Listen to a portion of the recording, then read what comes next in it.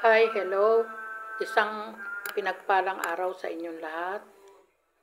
Ito po ang inyong aban lingkod, si Madam Emelinda Pugata. Kung napadaan po kayo dito sa aking video, paki-subscribe naman po. Please stay with me until the end of this video and listen to my story. Ang buhay ng mag-asawa. Alam nyo, isi-share ko sa inyo, realidad ng buhay to ha. Hindi ito nagpapatawa lang. Nasa sa inyo yan kung tatawa kayo o hindi. Itong ikukwento ko, realidad ng buhay at experience ko. Kaya sishare ko sa mga kabataan na nag-aapura sa pag-aasawa, mag-isip-isip kayo. Itong bidyong ito, ang pag-uusapan natin ay tungkol sa buhay mag-asawa. Ang pag-aasawa, hindi parang kaning isusubo. Pag napaso, pwedeng iluwa. Ganyan.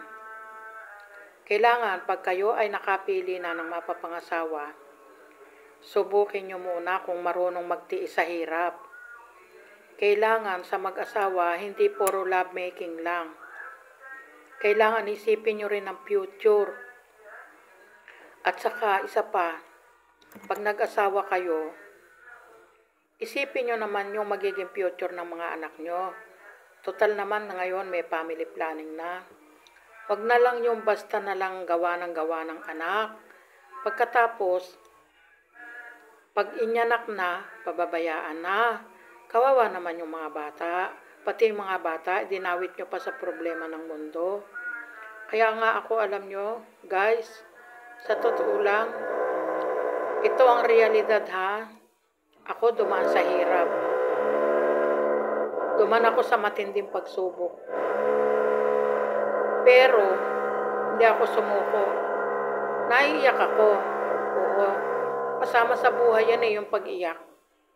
At sa pag-aki umiiyak, nailalabas ko yung problema ko. Walang nag-asawang hindi nagkaroon ng problema. Wala. Lahat ng nag-aasawa, nagkakaroon ng problema. Pero itong masasabi ko, pag nag-build kayo ng family, pag bumuo kayo ng family nyo, kailangan planuhin nyo kung ilan lang iaanak nyo, kung ilan lang ang kaya nyong palakihin, pakainin at pag-aralin. Kung hindi nyo kayang pakainin, palakihin at pag-aralin, please naman maawa kayo. Kawawa yung mga bata. Pati mga bata, idinawit nyo pa sa problema. Kaya nga ako alam nyo, dalawa lang ang inyanak ko, isang babae, isang lalaki. Bakit dalawa lang? Samantalang kaya ko ang isang dosena. Guys, hindi ganon kasimple ang magpalaki at magpaaral. Totoo itong kinukwento ko. Hindi po pwedeng pakainin nyo ng buhangin ang mga bata. Kailangan pakakainin nyo yan ang tamang pagkain. Para yan ay lumaking healthy. Para lumaking matalino pag nag-aral. Para hindi bobo. Sipin nyo, may mga nakikita ko ibang magulang. Nag-anak ng 5, 6, 7, 8, 10. Pagkatapos, hindi naman nila kayang palakihin at pag-aralin. Kawawa lang yung mga bata. O, nag-get nyo?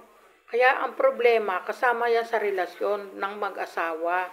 So, kung pipili kayo ng mapapangasawa, dapat ang pipiliin nyo, yung marunong mag-isip, hindi yung lovemaking lang ang alam. Hindi ganon. Ako nga tingnan nyo, 67 years old na ako. Pero makimalita kayo, yung mga anak ko, magtanong kayo, kilalang kilala ang pamilya ko dyan sa Pilipinas. Dahil marami kong customer dyan, marami kong client. Dahil ako nga ay isang God-gifted.